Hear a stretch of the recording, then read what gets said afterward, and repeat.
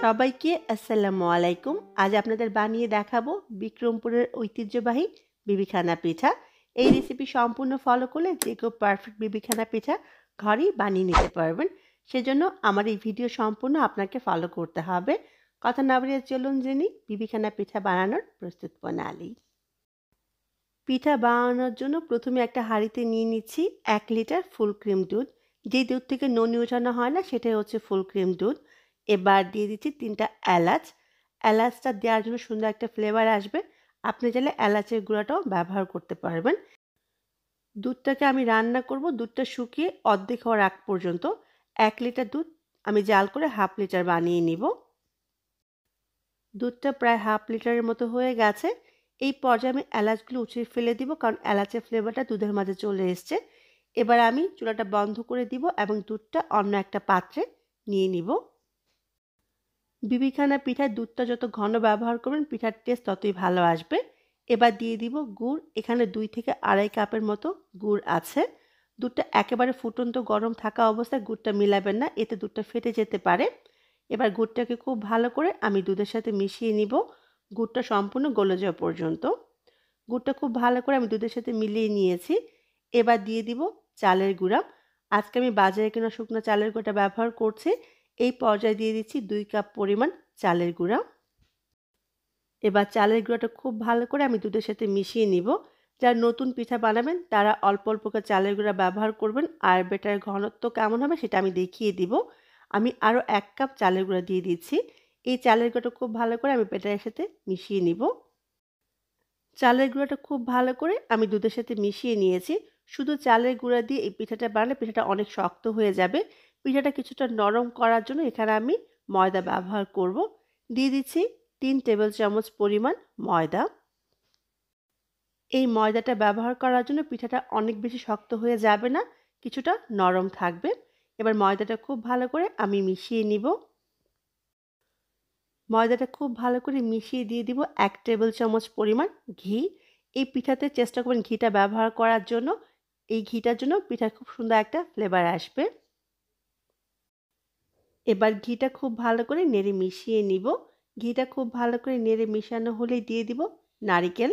এই পিঠাতে নারিকেলের পরিমাণ একটু বেশি দিলে খেতে অনেক ভালো লাগে।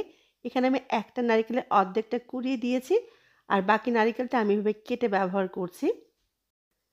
নারিকেলটা কেটে ব্যবহার করলে যখন পিঠাটা খাবো কামড়ে এই নারিকেলের টুকরাটা পড়লে অনেক ভালো লাগে আমার কাছে, সেজন্য দিচ্ছি। কেটে নারিকেল দেওয়াটা একেবারে অপশনাল, আপনার পছন্দ হলে দিবেন, আর না হলে শুধু কুড়িয়ে দিলেও হবে। এবার নারিকেলটা খুব ভালো করে আমি বেটারের সাথে নেড়ে মিশিয়ে নিব। নারিকেলটা আমি খুব ভালো করে নেড়ে মিশিয়ে নিয়েছি।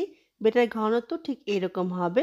আজকে বাজারে কিনা শুকনো চালের গুঁড়ো দিয়ে পিঠাটা বানাচ্ছি, সেজন্য আমি বেটারটাকে ঢেকে রেখে দিব 3 থেকে 4 ঘন্টার মতো। ফিরে এলাম 3 ঘন্টা পরে। আবারও বেটারটাকে আমি খুব ভালো করে একটু নেড়ে মিশিয়ে নিব। আর বেটারের ঘনত্বটা কেমন হবে আমি আপনাদের আরেকবারও দেখিয়ে দিব। দেখুন বেটারের ঘনত্ব ঠিক এরকম হবে। দেখে নিশ্চয়ই বুঝতে পেরেছেন। এবার আমি পিঠাটা বানানোর জন্য একটা পাত্র নিয়ে নিয়েছি। সামান্য একটু ঘি আমি পাত্রে ব্রাশ করে নিব। নিচে এবং সাইডে সব জায়গায় খুব ভালো করে ঘিটাকে আমি লাগিয়ে নিয়েছি। এবার এর মাঝে আমি বেটারটা দিয়ে দিব। বেটারটা আমি পাত্রে নিয়ে নিয়েছি। আজকের পিঠা আমি চুলায় বানাবো। দেশে এই পিঠাটা মাটির চুলায় বানানো হয়, আজকে গ্যাসের চুলায় বানাবো। পাত্রের তলায় আমি লবণ নিয়ে নিয়েছি। আপনার কাছে যদি বালু থাকে আপনি বালুও ব্যবহার করতে পারবেন। আজকে আমি মোটা লবণটা ব্যবহার করছি। আপনি চাইলে নর্মাল যে খাবার লবণ আছে সেটাও ব্যবহার করতে পারবেন। এর উপরে একটা স্ট্যান্ড বসিয়ে দিলাম। এবার এই স্ট্যান্ডের উপরে আমি পিঠার পাত্রটা বসিয়ে দিব। স্ট্যান্ড ছাড়া যদি আমি পাত্রটা বসিয়ে দিই তাহলে কিন্তু পিঠাটা নিচ দিয়ে পুড়ে যাবে। এবার আমি পিঠাটাকে ঢেকে দিব একটা স্টিলের ঢাকনা দিয়ে। স্টিলের ঢাকনা দিয়ে পিঠা ঢেকে দিলে উপরে সুন্দর একটা কালার আসবে। এবার বড় পাত্রটাও আমি একটা স্টিলের ঢাকনা দিয়ে ঢেকে দিব। চুলার আঁচটা মিডিয়াম আর লোয়ের মাঝামাঝি রেখে আমি 1 থেকে 1.5 ঘন্টা পর ফিরে আসব। ফিরে এলাম 1.5 ঘন্টা পরে। এবার আমি চেক করব পিঠাটা হয়েছে কিনা। পিঠার বেটারটা বেশি দেওয়ার জন্য পাত্রের ঢাকনার মাঝে কিন্তু পিঠা লেগে গিয়েছিল, সেজন্য যে জায়গাটুকু লেগেছিল ওই জায়গাটুকু হয়ে গেছে। আমি চেক করব পিঠাটা হয়েছে কিনা। দেখুন প্রথমে একটা কাঠি এভাবে পিঠার মাঝে দিয়ে দিব।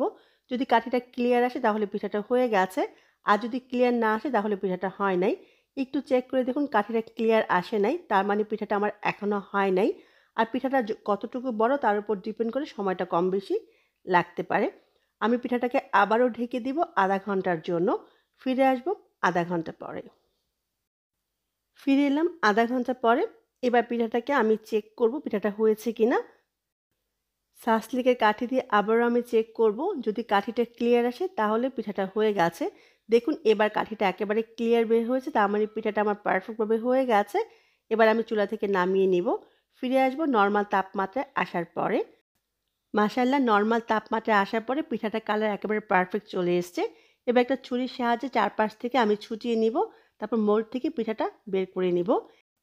এবার পিঠাটাকে আমি কেটে নিয়েছি। ছুরির সাহায্যে পিঠাটা পারফেক্টভাবে কাটা যায় না। আপনারা চেষ্টা করুন বটি দিয়ে পারফেক্টভাবে কেটে নেয়ার জন্য। আর এই পিঠাটা কেকের মতো সাইজে কেটে নিতে হয়।